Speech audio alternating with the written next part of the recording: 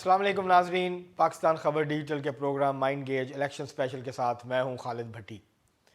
आज हम बात करेंगे खैबर पख्तूनख्वा के कौमी असम्बली के 3 हलकों NA 8 बाजोड़, NA 9 मालाकंड और NA 10 बुनीर।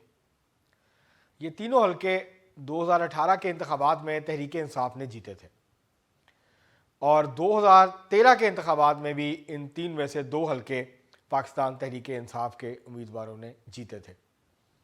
अब जो है इस दफ़ा क्या पोजीशन होगी इन हलकों में और क्या तहरीक इंसाफ अपने ये तीनों हलके हैं इनका दिफा कर पाएगी या जमीयत उलमा इस्लाम, ANP और दीगर जमातें जो हैं पाकिस्तान पीपल्स पार्टी, क्या वो अपने जो हलके उनसे छीने गए थे, तहरीक इंसाफ ने छीने थे, क्या वो हलके जो हैं वो वापस हासिल करने में कामयाब हो जाएंगी। एक दिलचस्प मुकाबले की तवक्को की जा रही है इन हलकों में और इमरान अभी ये वाज़ेह नहीं हुआ कि तहरीक इंसाफ जो है क्या अपने पुराने उम्मीदवारों को ही टिकट देगी या यहाँ पर उम्मीदवार तब्दील होंगे। अगर पुराने उम्मीदवार मैदान में आते हैं तो फिर सूरत हाल क्या होगी, और अगर जो पुराने MNAs हैं यहाँ से तहरीक इंसाफ के, अगर वो आज़ाद हैसियत से इलेक्शन लड़ते हैं तो फिर तहरीक इंसाफ के लिए किस किस्म के मसाइल का सामना इन हलकों के अंदर हो सकता है।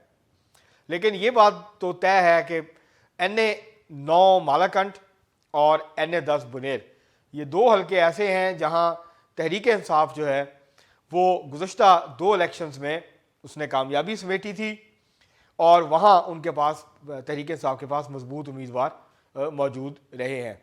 अब देखना है कि क्या वो उम्मीदवार तहरीक इंसाफ के ही टिकट पे इलेक्शन लड़ते हैं या तहरीक इंसाफ नए उम्मीदवारों को सामने लेके आती है। तो आज जो पहला हलका है जिसके बारे में हम डिस्कस करेंगे वो है NA 8 बाजोड़।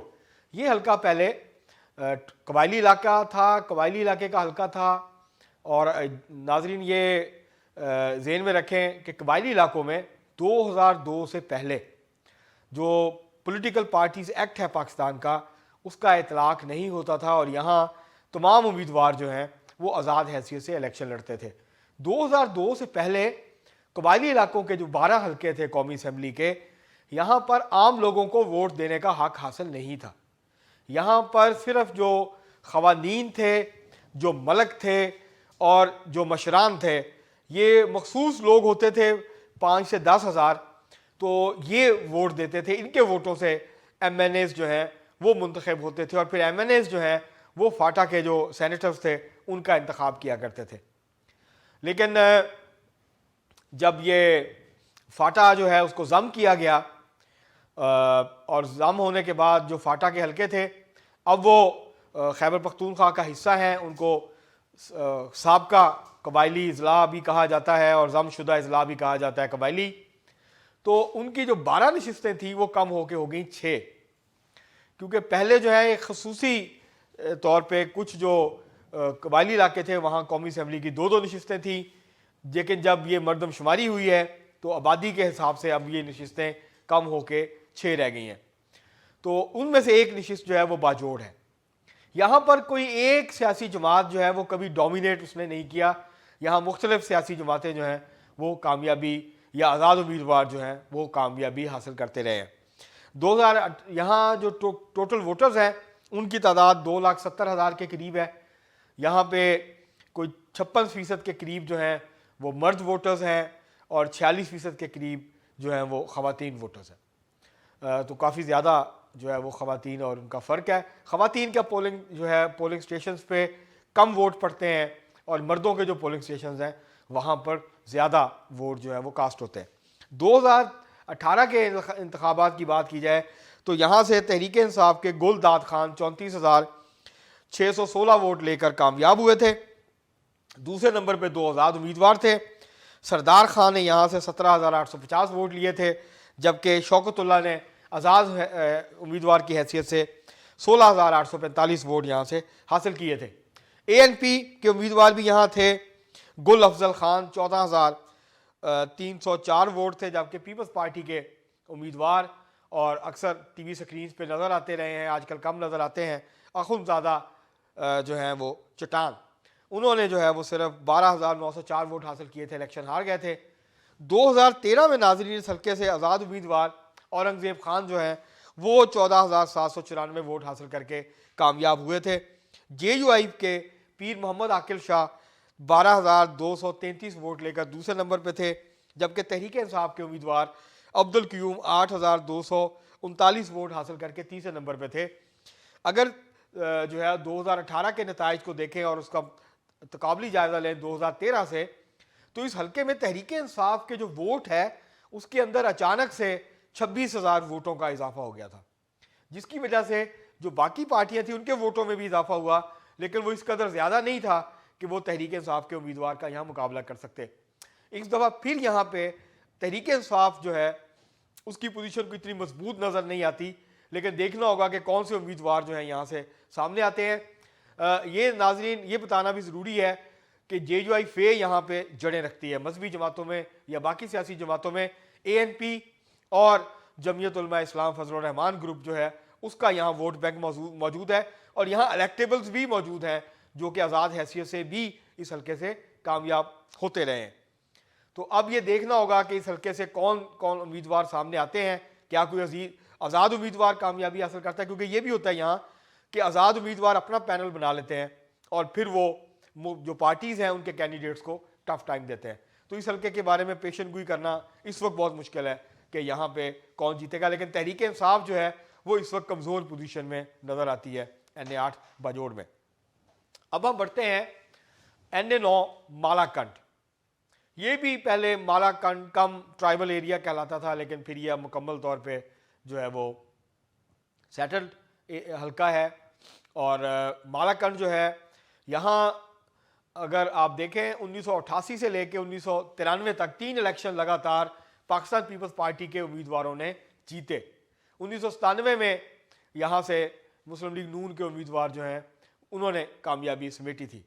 उसके बाद यहाँ पर पाकिस्तान पीपल्स पार्टी, जमीयत उलमा इस्लाम, जो MMA के कैंडिडेट थे मौलाना अनायतुर रहमान, उन्होंने 2002 में कामयाबी समेटी थी। लाल मोहम्मद खान पाकिस्तान पीपल्स पार्टी के, उन्होंने 2008 में यहाँ से इलेक्शन जीता था, और 2013 में और 2018 में इस हल्के से तहरीक इंसाफ के उम्मीदवारों को कामयाबी मिली थी। जुनैद अकबर खान ने 2018 के इंतखाबात में पाकिस्तान पीपल्स पार्टी के चेयरमैन बिलावल भुट्टो जरदारी को शिकस्त दी थी। जुनैद अकबर खान ने 81,310 वोट लिए थे, और जबकि पाकिस्तान पीपल्स पार्टी के चेयरमैन बिलावल भुट्टो जरदारी ने इस हल्के से 43,724 वोट लिए थे। तो इस तरह तकरीबन 38,000 वोटों की बहुत वाज़ेह लीड से, बड़ी लीड से जुनैद अकबर खान ने शिकस्त दी थी बिलावल भुट्टो जरदारी को। इसके अलावा आज़ाद उम्मीदवार थे मियाँ गुल खुरम, उन्होंने 33,836 वोट लिए थे, तीसरे नंबर पर रहे थे। JUI फे के मौलाना गुल नसीब खान ये सेनेटर भी रहे हैं, JUI फे के सूबाई सदर भी रहे हैं, सीनियर रहनुमा हैं। तो इन्होंने 31,739 वोट इस हल्के से हासिल किए थे। तो ये आप अंदाज़ा लगा लें कि पीपल्स पार्टी जो कभी इस हल्के की सबसे मजबूत पार्टी समझी जाती थी, उसका वोट बैंक अब काफ़ी नीचे गिर गया है।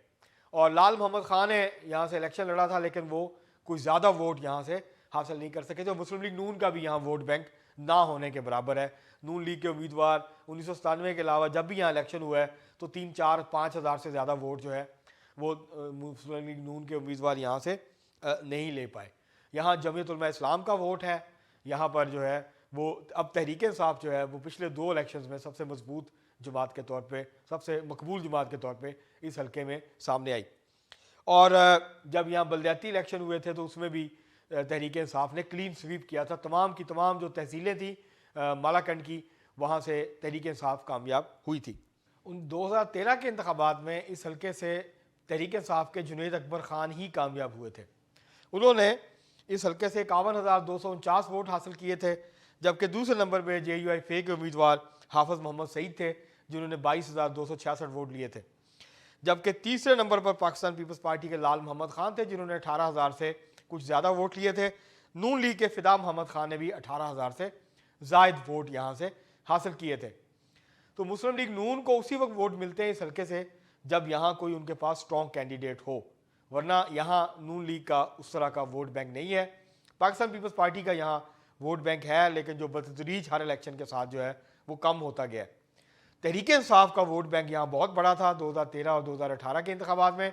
अब देखना होगा कि क्या जुनैद अकबर खान यहाँ से इलेक्शन लड़ते हैं या तहरीक इंसाफ का कोई और उम्मीदवार आता है। लेकिन तहरीक इंसाफ का एक सॉलिड यहाँ वोट बैंक जो है वो मौजूद है, और अगर वो वोट बैंक कायम रहता है और तहरीक इंसाफ के उम्मीदवार को वो वोट पड़ जाते हैं तो फिर तहरीक इंसाफ के जीतने के इम्कानात इस हल्के से मौजूद हैं। अब हम बढ़ते हैं NA10 बुनेर। ये बुनेर का जो हल्का है यहाँ 4,60,000 से ज़्यादा वोटर्स हैं, और इस हल्के में PTI के शेर अकबर खान ये कामयाब हुए थे इस हल्के से 58,073 वोट लेकर। नून लीग के कामरान खान थे यहाँ पे 2018 में 38,558 वोट इन्होंने हासिल किए, दूसरे नंबर पे रहे। जबकि ANP के अब्दुल रऊफ जो हैं 38,015 वोट हासिल करके ये तीसरे नंबर पे थे। जबकि MMA के इस्तकबाल खान जो हैं इन्होंने यहाँ से हासिल किए थे 23,554 वोट। तो इससे आप अंदाज़ा लगा सकते हैं कि यहाँ काफ़ी जो है सख्त मुकाबला था। यहाँ नून लीग का वोट भी है इस हल्के में बुनेर के, और यहाँ पर तहरीक इंसाफ का वोट बैंक भी है, और उसके साथ साथ यहाँ ANP और जमीयत उलमा इस्लाम का वोट बैंक भी है। जबकि जमात इस्लामी भी यहाँ पे अच्छा खासा वोट बैंक रखती है। 2013 के इंतखाबात में इस हल्के से जो है शेर अकबर खान ही कामयाब हुए थे तहरीक इंसाफ के, और इन्होंने जो है वो बल्कि 2013 में शेर अकबर खान जो हैं यही कामयाब हुए थे, लेकिन तहरीक इंसाफ के टिकट पे नहीं जीते थे बल्कि ये जमात इस्लामी के टिकट पे कामयाब हुए थे, और इन्होंने 29,170 वोट हासिल किए थे। शेर अकबर खान के बारे में ये बताना ज़रूरी है कि ये 3 दफ़ा MNA बने हैं और तीनों दफ़ा मुख्तलिफ सियासी जमातों के टिकट पर ये जीते हैं। 2002 में ये पहली बार कामयाब हुए थे, और ये पीपल्स पार्टी शेर पाव जो कि अब कौमी वतन पार्टी है, आफ्ताब शेर पाव साहब की पार्टी, उसके टिकट पे ये 2002 में कामयाब हुए थे। फिर 2013 में ये जमात इस्लामी के टिकट पे कामयाब हुए थे। इन्होंने 2013 में 29,000 से ज़्यादा वोट लिए थे और ये जीत गए थे। फिर ये चले गए तहरीक इंसाफ में 2018 में, और वहाँ इन्होंने कामयाबी समेटी थी।